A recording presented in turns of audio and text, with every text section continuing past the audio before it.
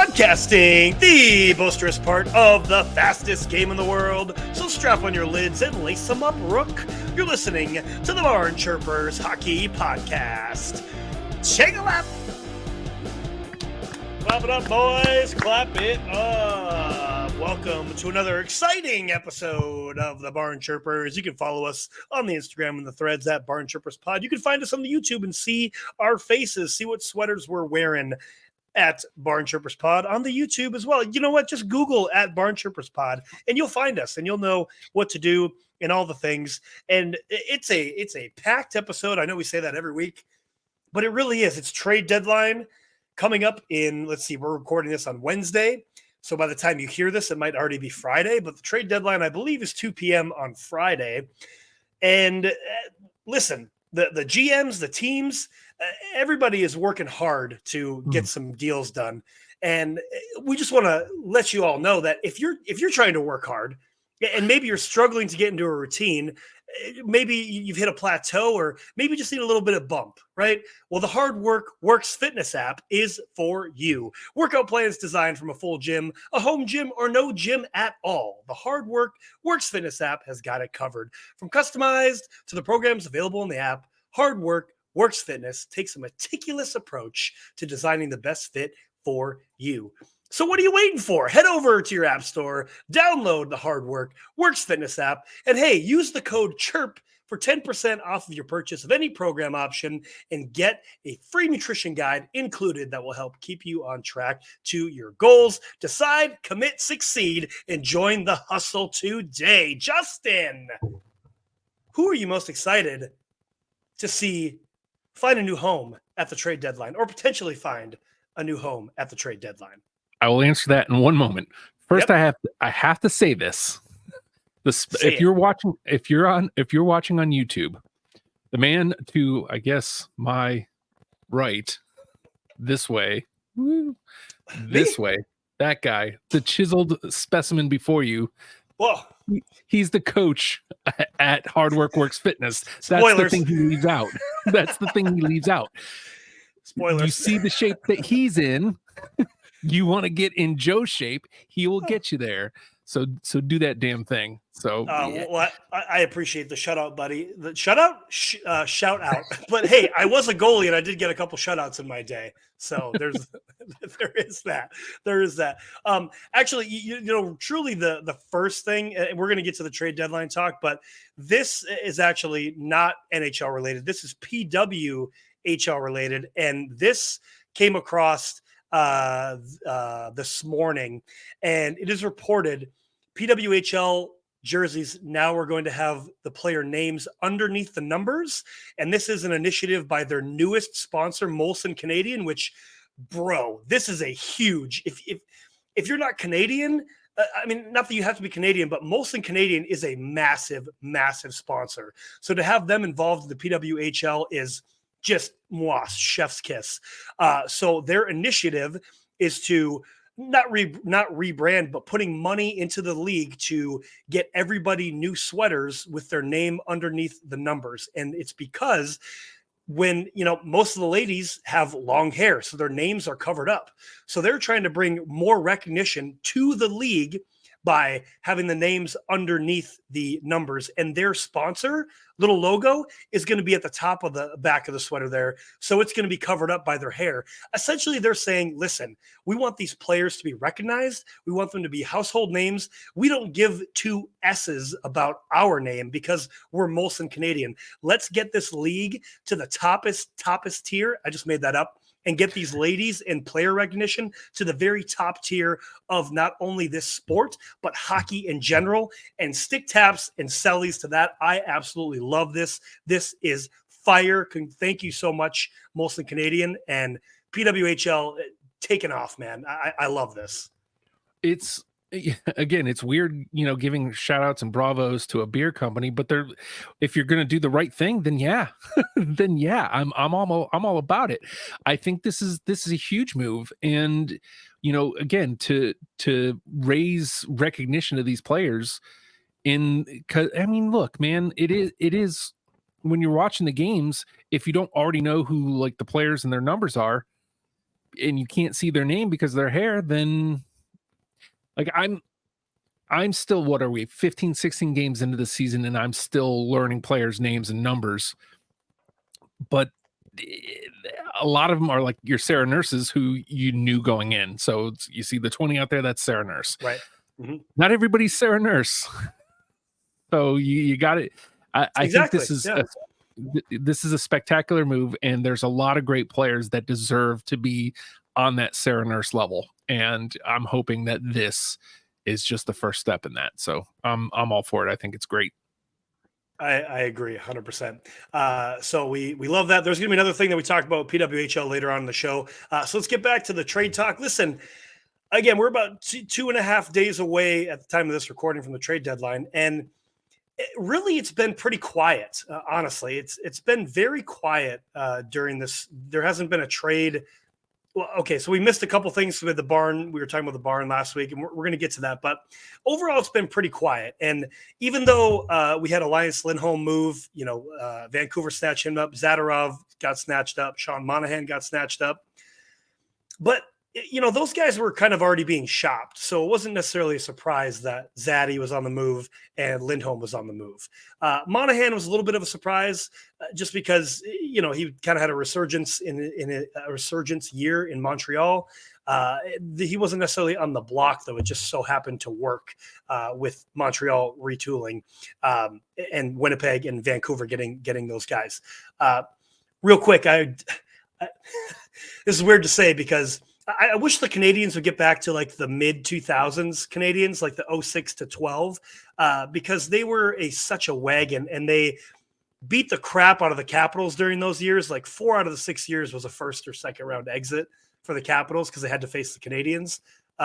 So it's weird for me to say that I wish the Canadians would get back to that type of a wagon, but I really wish they would. That's a side piece. Okay. Anyway, going back to trade deadline. I know I'm super like ADHD right now. Everybody listening, we're going to get back on it here. But we finally got a couple of moves is what I was trying to say. And Chris Tanev from the Calgary Flames, who we already knew he was also on the move, as well as Noah Hannafin. We're still looking for where he's going to go. But Dallas picks up a Chris Tanev and a prospect, Cole Brady. They send back a prospect. I'm going to butcher this. A prospect, a 2024 second-round pick, and they send over a 2026 third-round pick to Calgary. That third-round pick, I believe, turns into a second-round pick if Dallas makes the Cup final. So this is the first thing we're going to talk about here. Chris Tanev, a very defensive defenseman. But here's the thing. Dallas was, I want to say, 26th in block shots this year. Okay. Chris Tanev himself is number 2 in the league for block shots.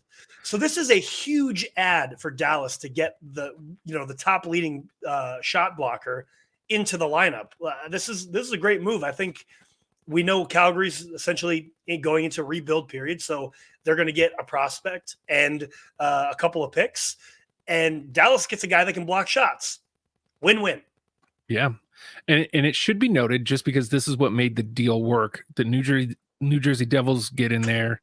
They get a fourth round pick, I think, this year, and they paid the retention on Tanev's contract to make the deal work. Right. No, I'm with you. Like a team that's already, look, man, I have reservations about the Stars, just Texas and hockey, and I've gone over that a million times, but they are my Cup pick. If you guys remember at the beginning of the seasons, I picked Carolina and Dallas.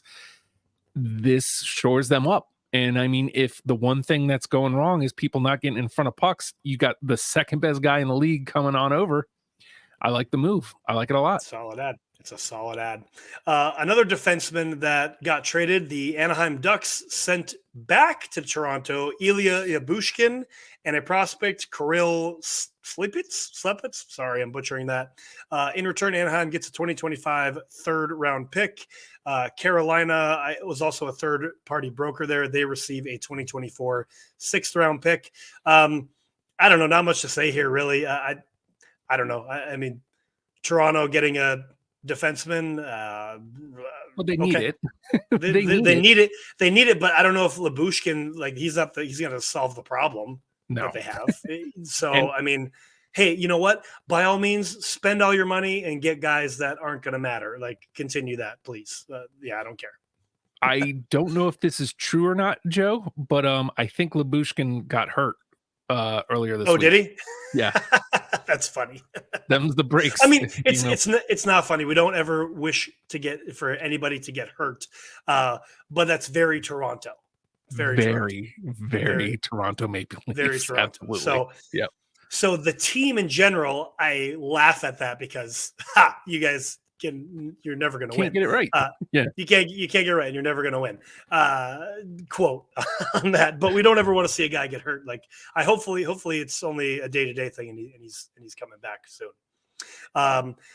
Another trade that happened, your boys, the New Jersey Devils, get Curtis McDermott, and they send back to Colorado a 2024 7th-round pick and a prospect, Zakhar Barbakov, I think. Sorry, I'm butchering these Russian-sounding names.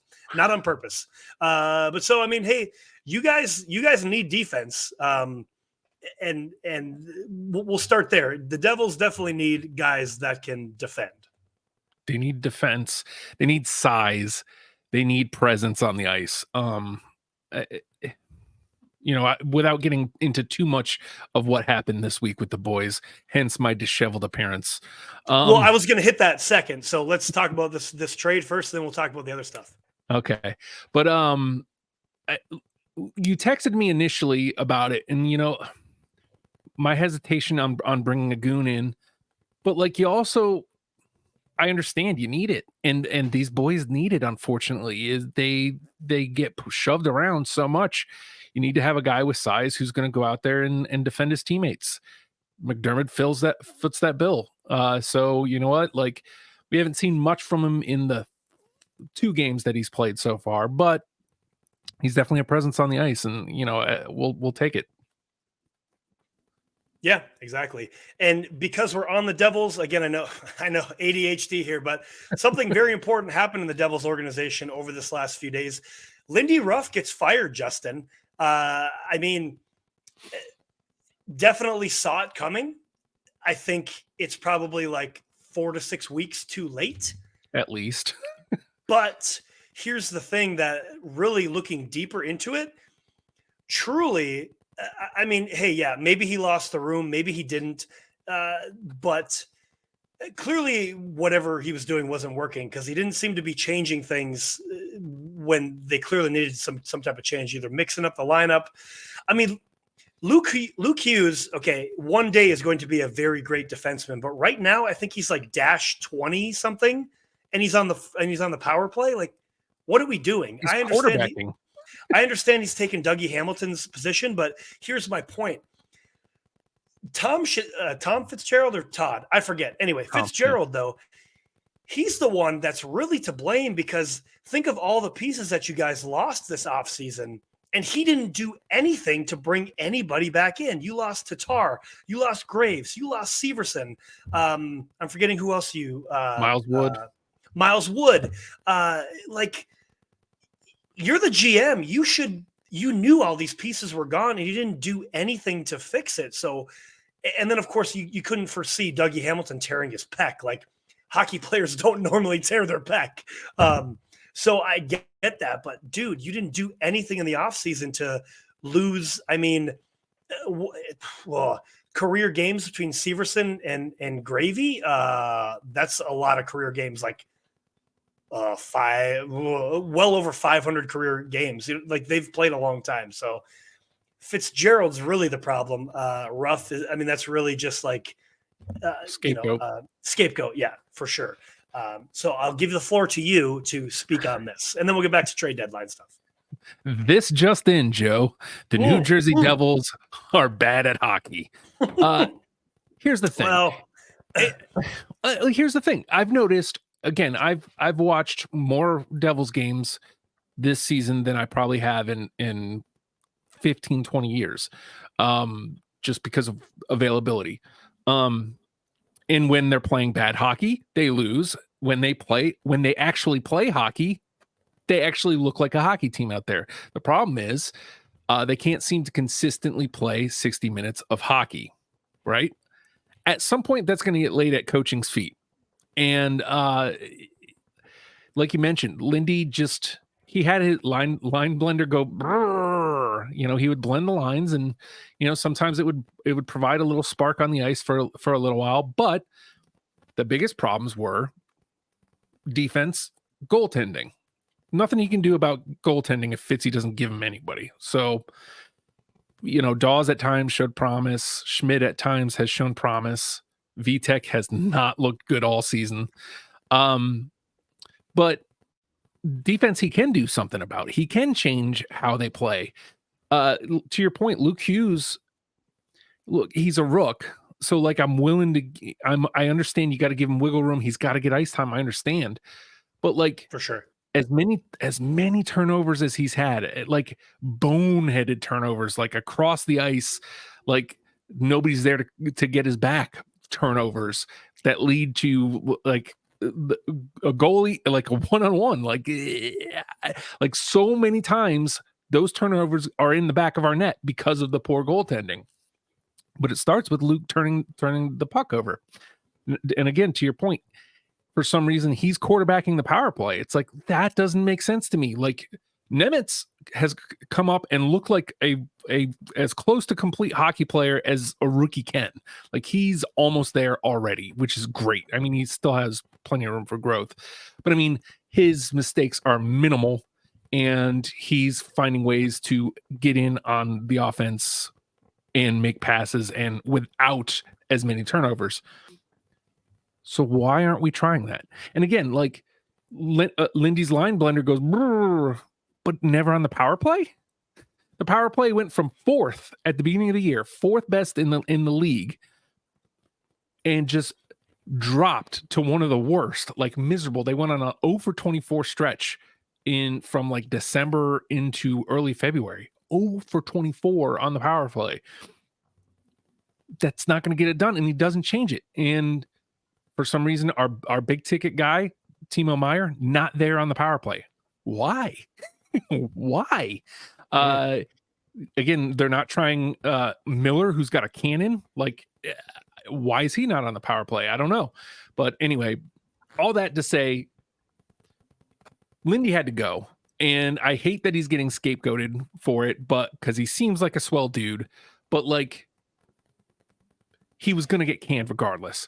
Like, I wish they would have done it like a month and a half, 2 months ago, when there was still a shot at this season. Technically, mathematically, they're still around. Like, a couple heaters. If the Flyers tank the rest of the way, it's mathematically they're still alive. But there's way too much that needs to go right. And this season, with McLeod being a sex pest, with injury upon injury to star players, like, it's just, how do you get it done? You should have made this change months ago. For sure. And I mean, even to that same point, just real quick to kind of before we move on, it's the same way that I see, well, really everybody that's technically still in contention, but like, so the Caps, the Devils, the Penguins, the Islanders, why are you, I mean, are you really going to be buyers right now and try to make a playoff push when you're going to be done in 7 days? Is it really worth are you really going to compete against Boston, Florida, even Toronto? Yeah, I'm giving them their flowers. The Canes, New York. You're not, truly. I mean, in a 7-game series, you might get one, maybe you might get one, truly. So it's interesting. But I do want to bring this up, a pass or shoot for you, Justin. And I mean, hey, it's kind of a homer pass or shoot because I am talking about the Devils here. But if they got, let's say, for instance, we look at a team like Boston, who has 2 amazing goaltenders in Ullmark and Swayman. Clearly, Swayman is the guy because he's been getting the bulk of the starts recently. Ullmark has another year left on his deal, but they're going to have to pay Swayman. We're talking about Boston here. So what about this, Justin? Pass or shoot. New Jersey, if they're going all in, if they're going in for it, you try to get Ullmark, but you're going to send over, let's say, Toffoli, who's a UFA, and Dawson Mercer to get Linus Ullmark and, I don't know, maybe a guy like Grizzlick or something like that. Pass or shoot on the pass or shoot. You get your goaltender, but you're going to be losing Toff, who's not re-signed yet. He's going to be done at the end of this year. And you're losing a guy like Mark Dog. But you're getting the goaltender. Yeah. So if Ullmark has one season left on his deal? I believe one season left, yes. So you'd get him for another year. And he's an RFA at that. So you have potential to re-sign. I like this deal better than everything that's been sent out there for Markstrom. I feel like Ullmark is more of a guy who can go out and steal games, which is unfortunately with our defense the way it is, we need. You hate to lose Toffoli because he's definitely produced, but like when you look at out there on the ice, he's a piece you can lose, especially if we're not going to be able to sign him. Again, I don't want to. Like the dude's produced, I think, 26 goals this year, and it's not for trying, but like I don't think that he really fits in. Again, if he signs, I'll take him. But again, you take the production. But as the deal presents, I hate to lose Mercer, but getting back Ullmark, I think I shoot on that. And we have been linked to Ullmark. I haven't seen any deals out there, but we have been linked to him. I have it all pulled up right now, waiting on other updates to happen with trades. But I haven't seen that. That hasn't happened yet. No. Okay, so moving on. The man, the myth, the legend, the guy that I'm repping right now, Elias Pettersson, signs an 8-year, $11.6 million AAV to stay in Vancouver. The guy gets his money bag. If I'm going to give anybody 11.6, it's Elias Pettersson. Yep. He's had 100-point seasons. He had 100 points last year and close to it over the last previous years before that on bad Vancouver teams.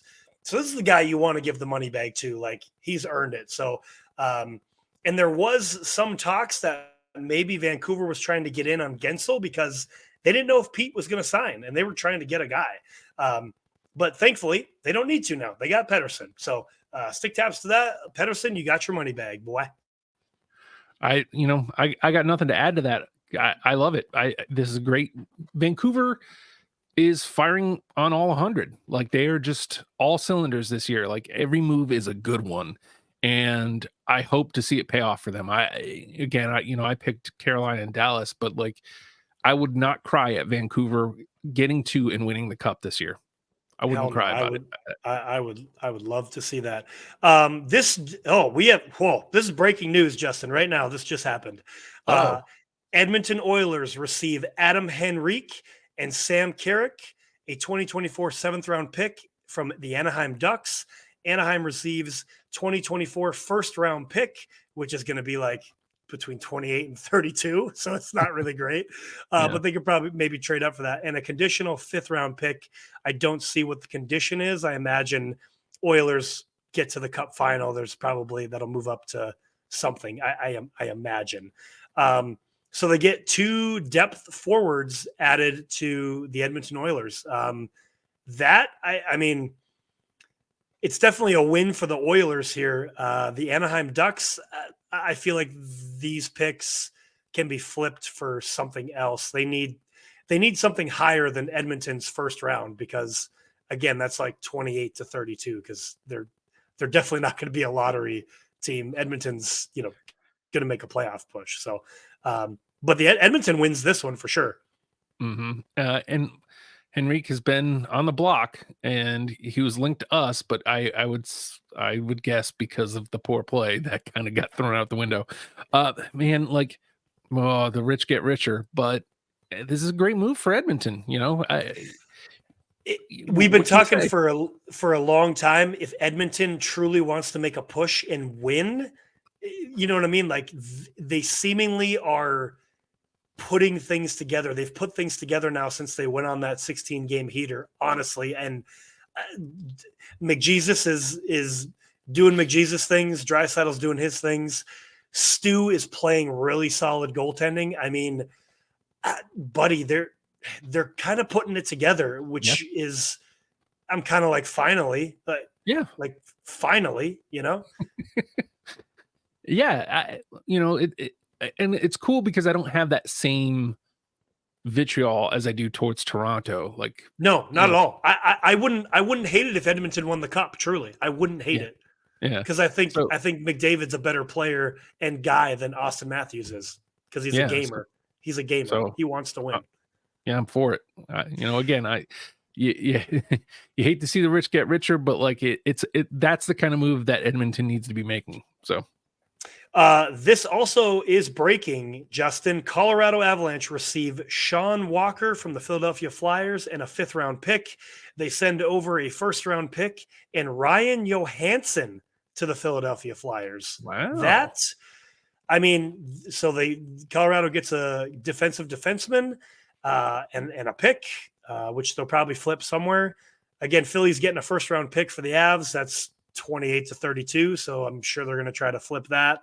And Ryan Johansson is nothing to scoff at. Like, he's a solid depth guy. So I'm not sure of his age, but I think he's a pretty young guy. And that's Philadelphia's game plan, is to get younger and a tool for the future. So I think this one is a win-win. Yeah. It's interesting because they just signed Johansson. He must just not be fitting in. So yeah, I would say.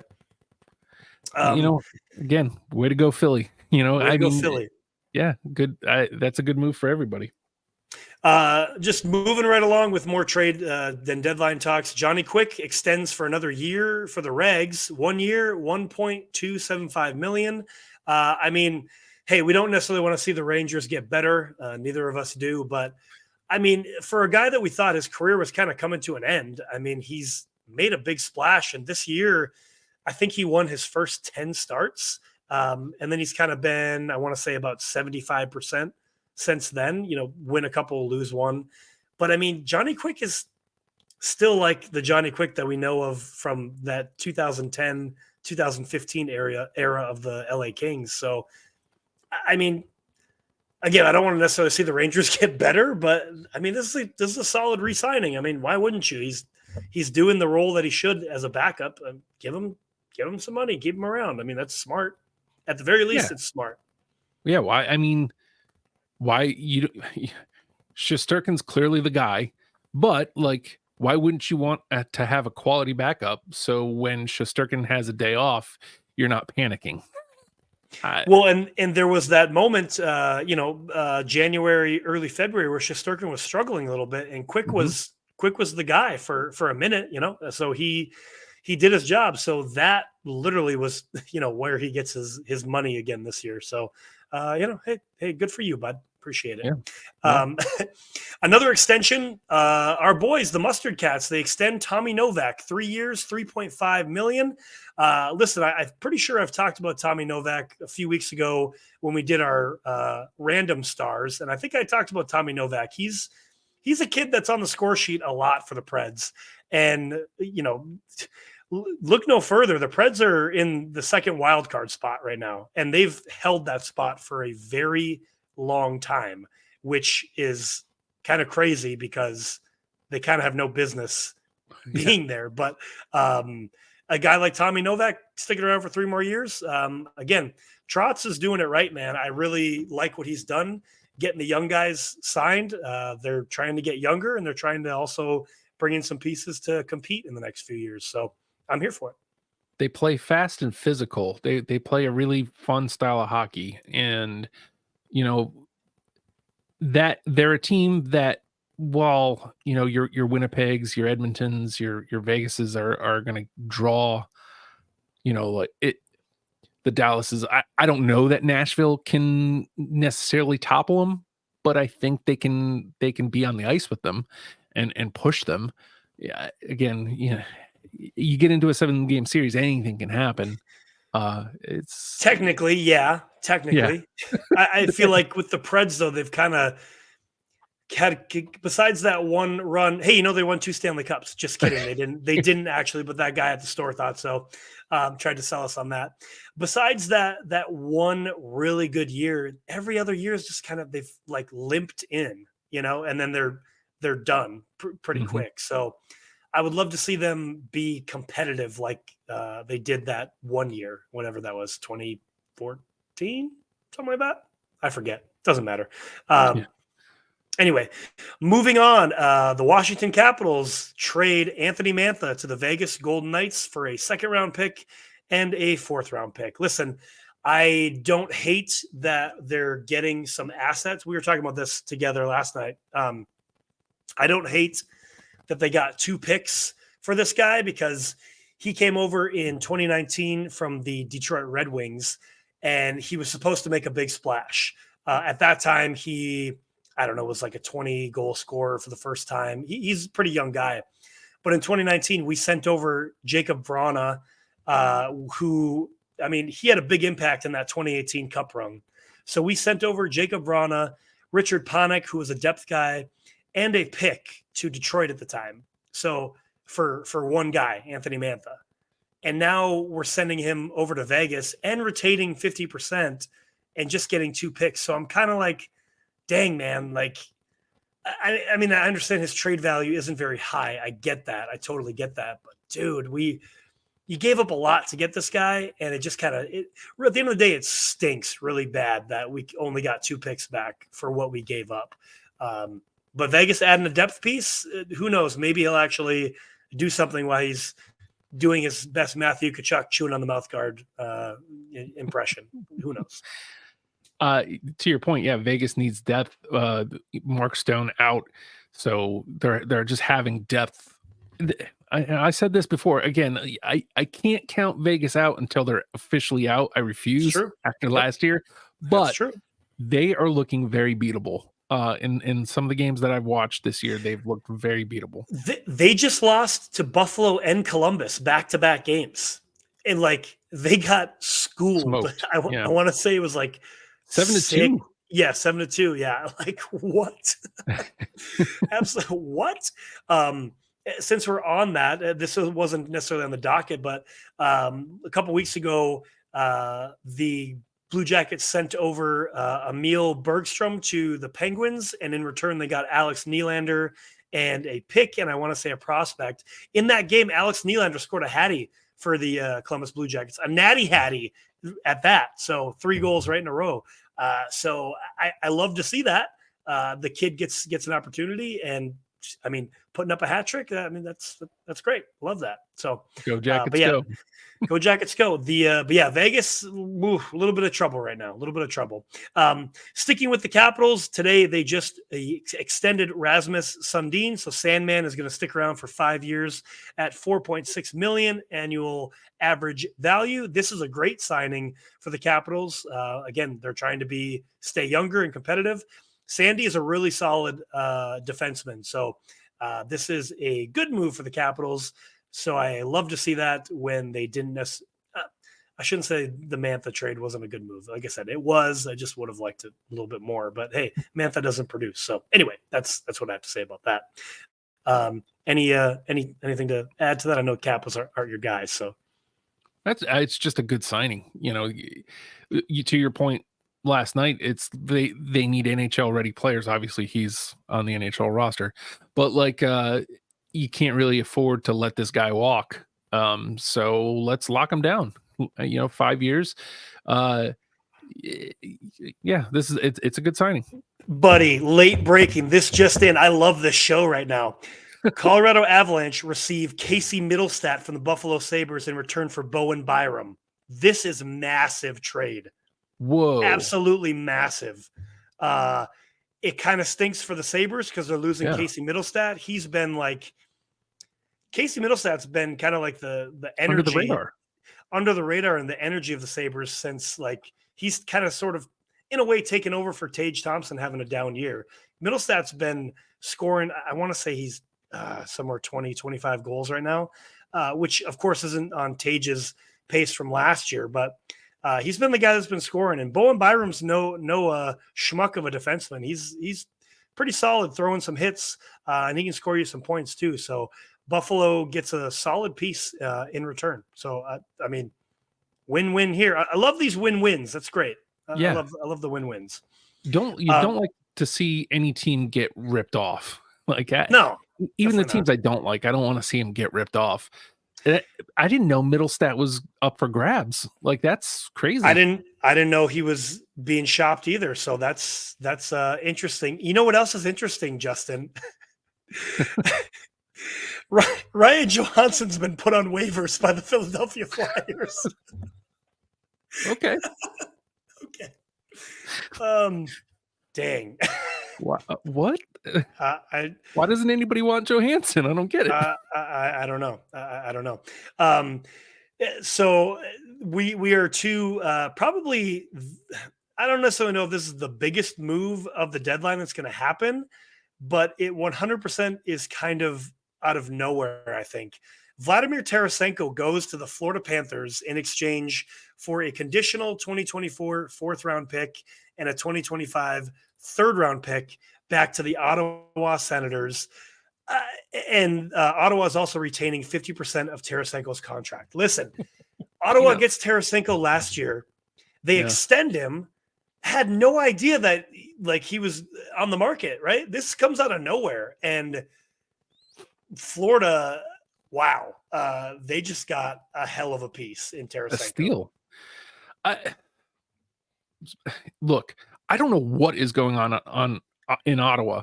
This is 2 huge whiffs in a row. Like last year with DeBrincat, this year with Tarasenko. Mm-hmm. Why can't they get it right? I mean, and like to me, it's peanuts.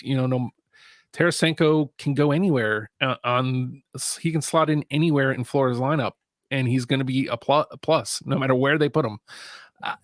They are going to be dangerous, brother. I mean, I do love to see it. I love to see it because, obviously it was pulling for them last year in that cup run. They just got way, way more dangerous. And since we're on that, I wanted to bring up a stat for you. What's interesting about the Florida Panthers currently, we know from their President's Trophy run a couple years ago, they were scoring so many dang goals, but they had no defense. Last year, they, got into the Stanley Cup playoffs by goaltending, and they were still kind of doing a little bit of run and gun, a little bit, but not as much as they're in that 2021 or 22, whatever the year it was. You know what I'm talking about. Mm-hmm. But this year, so in goals for, Florida is 9th in the league for goals for. But what's the most interesting thing about Florida this year is their goals against. They are 2nd in the league in goals against at 150 goals against, just under Winnipeg at 148 goals against. So that tells you, they're top 10 in the league for goals for, but they don't necessarily score at nauseum, right? They're not scoring like crazy, but they're not giving up a lot either. Bob is on his game. Who's their backup? Stolars is on their game. Man, that's I think that's a very, like you said, dangerous stat for this Florida Panthers team. Like, you're gonna expect 3 to 4 goals ish on average, but they're only going to give up like 1 or 2. So you have to score at least 3 to 4 goals to beat this team. Yeah. That's dangerous. And that's dangerous.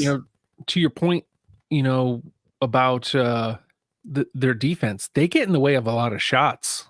They don't concede a lot of anything on offense, not just goals. I witnessed it last night. The stat that they Bill and Dano kept bringing up was if the Panthers score first, I think they're undefeated, which they did last night. They haven't conceded. Like if they've gone up 2, they haven't lost at all.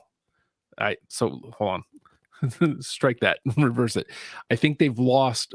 It's like a damn near sure thing if they score first, and if they're up by 2, they haven't lost. Period. It's just not giving up a lot. Like I said, they play physical and they match up well with literally everybody in the league. Like you put them up against any team and you go, yeah, I could see them playing them well. Like I don't know that there's a team that is better than them, and they're the hottest team in the league right now. Yeah, they're top of the league. And when you got Sasha Barkov just doing Barkov things, like doing a hacky sack tap on his stick and sending it over to Reinhart for a wide open goal. Just look at the weapons. I mean, Barkov, Kachuk, Reinhart, Montour can score from the blue line. We're on the Panthers' jock for sure, and we have been since last year. Really, I mean, truly. But so moving on, somebody else. Actually, you have a trade targets kind of board that you want to talk about a little bit. Yeah, I don't want to steal your thunder. we'll go over a couple of these names because Enrique's already moved. He's on this list. Mm-hmm. We already brought up Allmark. He's on this list. We kind of talked about Wenzel a little bit, but a couple names here. Markstrom, Juicy Saros. Here's an interesting one. We're linked to Saros, but I think that's got to be over. I don't know how Nashville moves on from Saros in a playoff position, right? Yeah, I don't, like, again, Nashville's in that position because of Saros, 100%. Mm-hmm. He has willed them to a lot of wins. But here's the thing, like, two ways of looking at this. You can get such a haul for UC Saros, such a haul that will help this retool / rebuild that Trotz is trying to do. So you could jumpstart that by probably a couple of years by sending Saros somewhere, getting a haul for him. But here's and with that, like, you have Askarov in the AHL who is doing outstanding. His second year in the AHL. I don't remember the exact stats, but he has improved from last season in the AHL significantly. So he's touted to be ready to be in the NHL. So you could easily, have UC's spot be taken over by Askarov, right? That's one way of looking at it. Get rid of Saros, get a haul. Askarov steps in. Lehkonen is a pretty solid goaltender to be a backup, right? But the other thing would be, okay, Askarov is ready. You keep Saros, let Askarov be underneath Saros for another season to get some veteran seasoning, right? A little veteran help. That'll make him such an even better goaltender when Saros does leave. But then you miss out on this haul. So I'm not really saying anything here. I realize that. Like, what do you do? You know what I mean? Like, truly, what do you do? Because you're in that second wild card spot. But like I said earlier in the show, what are you really going to do, Nashville? What are you truly going to do when you have to match up with Edmonton or Vancouver? Well, let's see. Right now, you'd have to match up with Vancouver. Right now you'd have to match up with Vancouver. You're probably getting swept.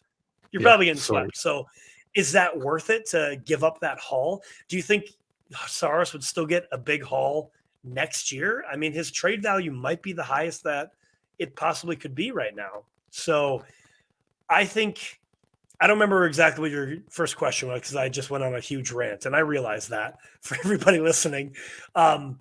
I do think you trade him and get the haul, man. Like, jumpstart the rebuild by 3 to 5 years, truly, by getting the haul that you can get for Saros.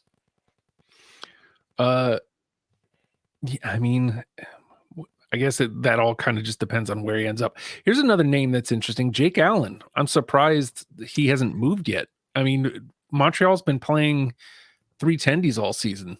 Does Jake Allen go somewhere? Montembeault got the bag earlier. Where do you think Allen lands up? I mean, Allen could land with you guys. Allen would also, I think, be a good fit in Carolina. My best guess would be probably Carolina, I think. Or even LA could use Jake Allen. He's a reliable tender. I don't know if so. I don't actually necessarily know that I like LA. I would say probably Carolina is probably where he would go, if anywhere. Here's a guy that we both like going over to the Coyotes this year. Matt Dumba apparently on the block. Yeah, he's going to be a UFA. So, and the Coyotes now, unfortunately, they lost every game in February. So that was 11 games that they lost. Yeah. And that just really stinks because when they were doing well, the conversation of like, oh, these guys are actually doing good, we should give them an arena. And, now, they just lost 11 in a row and like not in necessarily competitive fashion either. So that just brings back the conversation of like, yeah, why are they still here? Like send them somewhere. So yeah, they're going to be sellers. I don't necessarily know where Dumba goes because I don't know. Other than being defensive and throwing some hits, I don't really know what else Dumba really does. I don't really know where he would go. I mean, I guess Toronto could use a guy that has some physicality because they're soft. I said it. Yeah. I said what I said. They are. I mean, team 1 soft, Toronto, team 2 soft, New Jersey. There you go. They're both soft. Breaking news, Justin, the Minnesota Wild have extended Zach Bogosian for 2 years, $1.25 million. Why? Why? I don't know why you'd extend this guy. What does he do? That's the worst. That's the worst $3 million I've ever seen spent. What the hell? Why now? Like that's why. Anyway, all right. Next guy on the board. Next guy on the board. Let's see. Well, I mean, let's address the elephant in the room, and this will be the last one we do. Markstrom. I mean, he's the talks with New Jersey stalled several times this season. Apparently, most recently, Calgary put the stop to it, which apparently Markstrom not very happy with. He really kind of wanted to go to New Jersey. So, right, yeah. Where does he end up and can that be repaired if he doesn't get moved? Well, definitely if he's not moved, like there's no way that they're going to sign him this summer because of everything that's gone on, right? There's no way that they sign him this summer.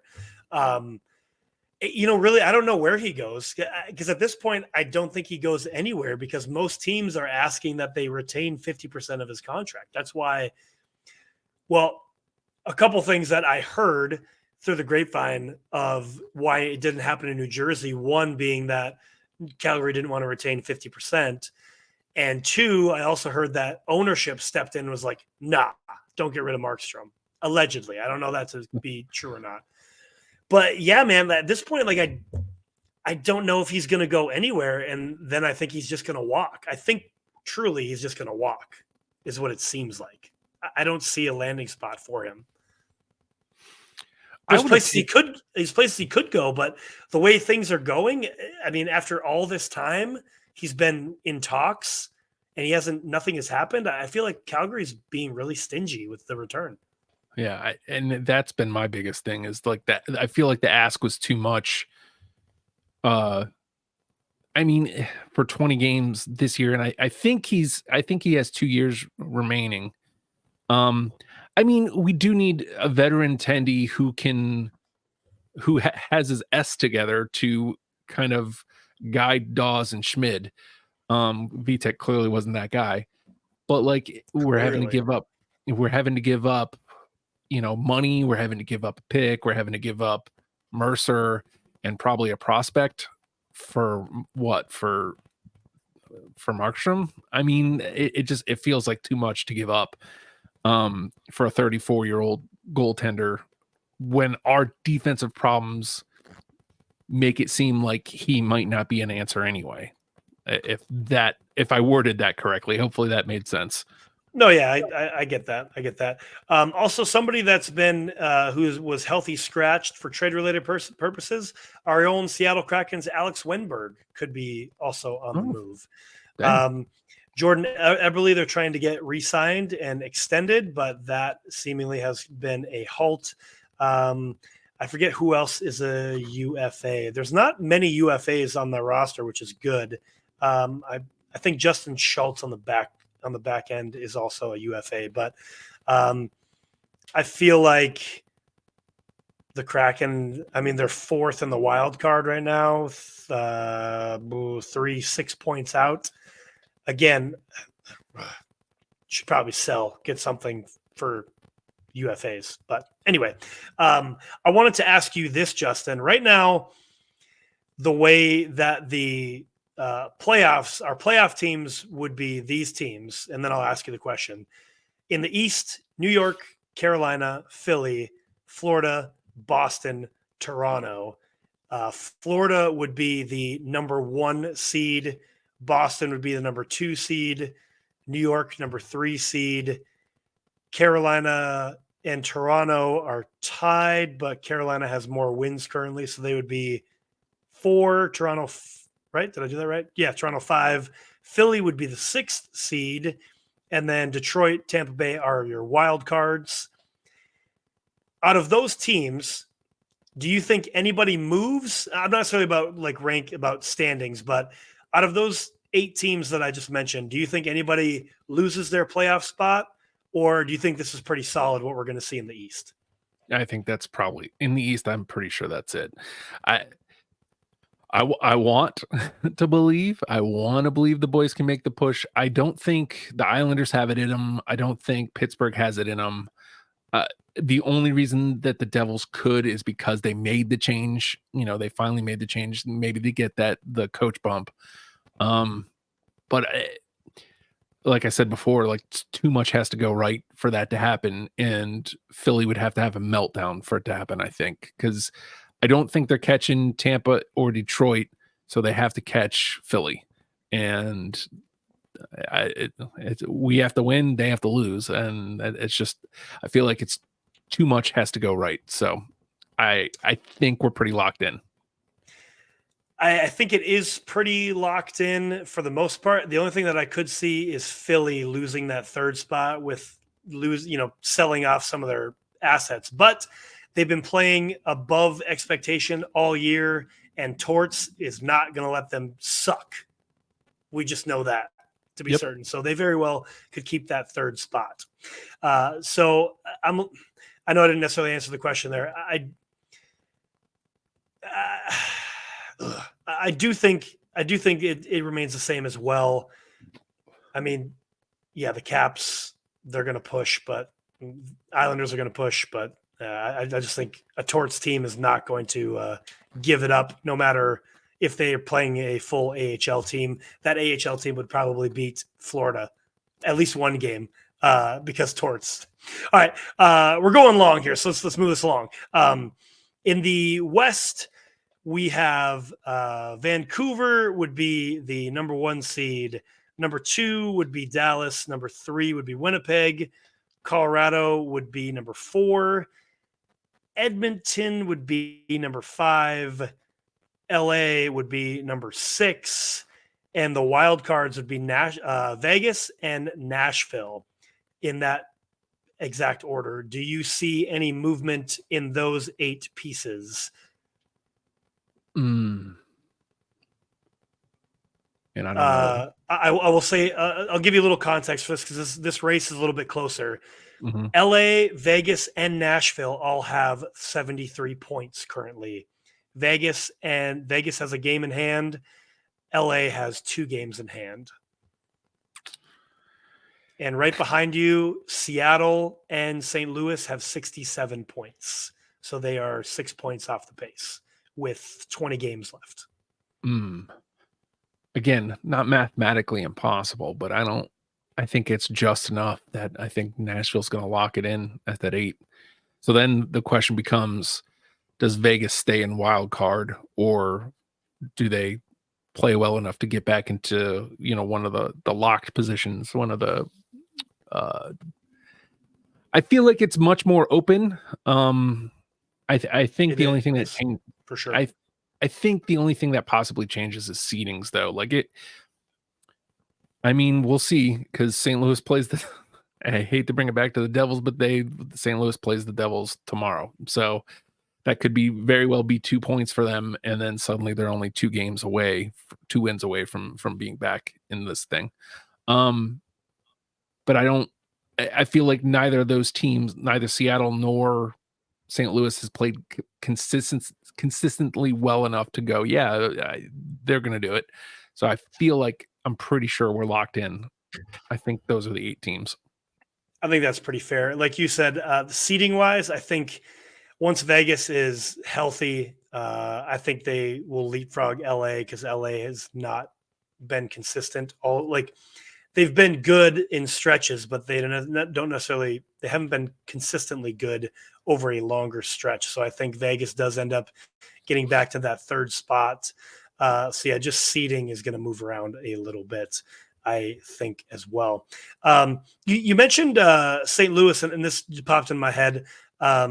We talked about him before, Pavel Buchnevich. Do you think he ends up going anywhere? He has another year left on his contract. I want to say it's like 5 something or other. And we talked about him a few weeks ago. In his time in St. Louis, he's essentially like 0.98 point per game. So he's basically a point per game guy in his time in St. Louis. Do you see him heading off anywhere? Well, I mean, if St. Louis really wants to make the push, then no. I have not been able to get my finger pulse on St. Louis at all. Like I said, I've watched them a couple times, and it's not good hockey. Like it's not fun games. Like I don't know how they're in this position. It feels like they should be sellers. Even with them being that close, it feels like they should be sellers. And I would think that Buchnevich would be one of the top pieces to move. Knowing his contract situation, it sounds like he could be on the outs. I don't know. He'd be a good piece for like literally anybody who's in the running. So he could take somebody from anybody good to dangerous. So, if my gut says he stays put, but like, looking at reality, if anybody's going to go, it's probably him. I would like to see him go somewhere, but I think St. Louis is in denial about what kind of team they are. And also, I just think that I don't know that they're going to do anything really. I think they're a little bit of denial. Also, I think they're in a bit of trouble, especially with those top 4 defensemen all having no trade clauses. They can't get rid of any of those guys that are old and crusty. I wish Buchnevich would go somewhere to give him an opportunity, but I just don't know that it's going to happen. I think St. Louis is just in denial. Also, I watched the Red Wings destroy them when I was in Detroit 6-1, and they looked terrible, like absolutely terrible. And those are like the Jekyll and Hyde. St. Louis is like Jekyll and Hyde. You might watch one game, they're like they look amazing, and then the next game, trash. So it's interesting there in St. Louis. Just a couple of quick kind of things. I saw this. It was on the internet, on the Instagram, and this guy wrote, "Daughter comes over first shift and says she lost a tooth. She spit it out and went out and scored 2 goals and 4 assists. Legendary." Stick taps to that young hockey player. Hockey players are tough, and she embodied that. That's all I really have to say about that. Like, that's why we awesome. Love hockey, because they don't sit out for a hurt finger or whatever. Something that's been, and we're gonna, I know we haven't talked about Matt Rempe or Rempe. And he's been in the league now for a couple of weeks and getting in fights and stuff, and that's great. Big guy. We didn't talk about that hit on Bastion. I guess we could talk about that real quick. Rempe comes in. He's 6'8" on 6'9" on skates. Hits Bastion, who did have his head down, but he did make contact with the head. And at the end of the day, you can't make contact with the head, even if you are a super tall player. You do have to make sure you don't hit somebody's head. Like, that's in the rules. But he didn't lift his elbow. He didn't lift his shoulder. But he hit Bastion pretty hard, which is good. Make hockey violent again. We love that. But safely. You don't hit the numbers, and you can't hit the head. So there is that. Do you have anything to add to that, since he's your guy? I do. Let me say this. Let me preface it with this. This is as clean as a hit as a 6'9" guy, 6'9" on skates guy can do. You know, it's not a dirty hit. Like, not at all. Not at all. I have, my biggest problem is the why and where.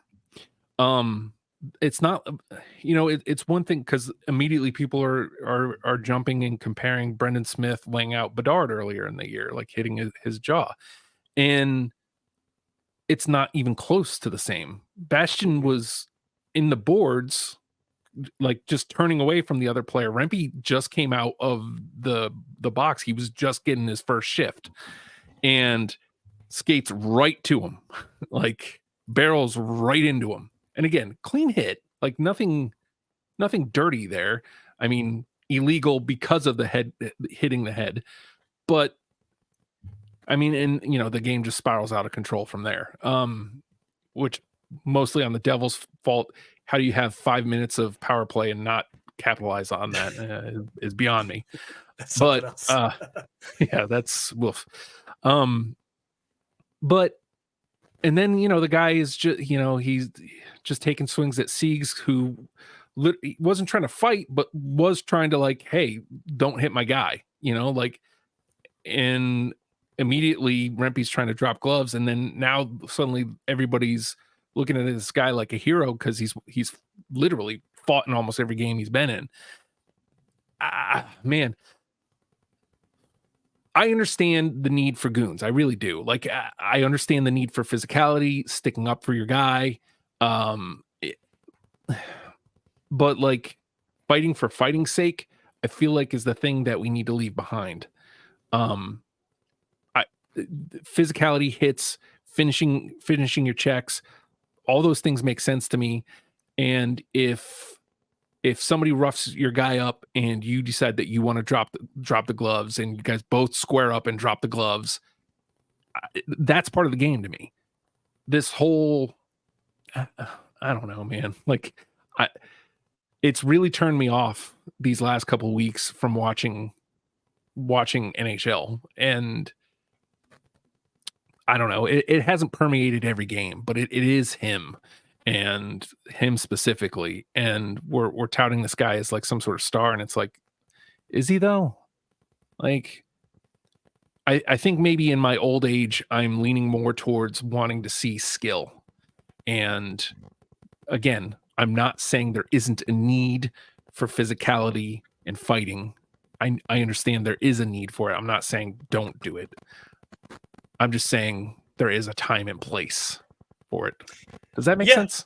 No, it does, because when I repeat those words, make hockey violent again, it's not in because I kind of agree. Like, this kid's trying to make a name for himself, so I get it. But fighting just for fighting's sake, I mean, it kind of takes the lure out of the reason why hockey players fight. A fight happens because something egregious happened. The star got hit, or somebody was cheap. Or made a dirty hit, not a big hit, because make hockey violent again is making big, clean hits. No hits to the head, not elbows raised, body to body, shoulder to shoulder contact, big, clean hits. Those are the big, violent hits when we say make hockey violent again. And then you shouldn't have to drop the gloves for a clean hit. That's just bogus. The fighting happens because you did something egregious, and now you're going to pay for it, and then we're going to move on. So yeah, him just fighting every single game because he thinks that's what he has to do, or he's making a name for himself. I get it, but yeah, man, same thing. I don't want to see a hockey fight just because, oh, hey, well, I'm a fighter and you're a fighter, so let's fight. Like, I don't know. There takes something away. Something gets, you know, it's like if we use wrestling terms, like having a Hell in a Cell every single month. Like, it just, why are we doing this? Let's have a feud. But anyway, that's a wrestling term. And I know we're running long here. We got to get out of here. But so what I wanted to touch on is a rookie on the Calgary Flames who just got called up. Martin Pospisil had 2 hits in the same game against the Kraken the other night. numbers showing in both cases, he hits Vince Dunn from behind, head first into the boards, and he also hit Adam Larson, numbers showing head first into the boards. And I think to your point with the whole Rempe thing has made this like every single big strong defenseman or forward think that, oh, I have to make a name for myself too, so I need to make these bone crunching hits whether they're safe or not. And I think to your same point, that is the wrong path being taken currently, and I don't love to see that. If they were clean big hits, love that. I don't love this how we get away from, if the numbers are showing you can't throw a hit, so what are you doing? That's where I'm lost on that. Yep. Again, it's violence for violence sake isn't what we're saying. It's be smart and safe, but also hitting and physicality is part of it. There's so look many... at. Go ahead. I was going to say, look at of the hockey that we grew up on in the 90s, right? There were big hits thrown every 30 seconds, and they didn't fight for it. They fought when something egregious happened. That's what we mean when we're talking about let's have that violence in hockey, that like 90s violence, if you will. Not just throwing, I see this guy's numbers, I'm going to destroy this guy. Like, no, it's not. What are you doing? That's you should be suspended for the rest of the year. Truly. I mean, that's insane. But we went super long. There'll be more trades, and we'll talk about it and cover it next week. Again, tune in to that if you're into that, and tune into us every single week at BarnChirpers Pod. You know the drill. Until then, keep your head up, play to the whistle, stick taps and sellies, boys. Clap it up. Yeah.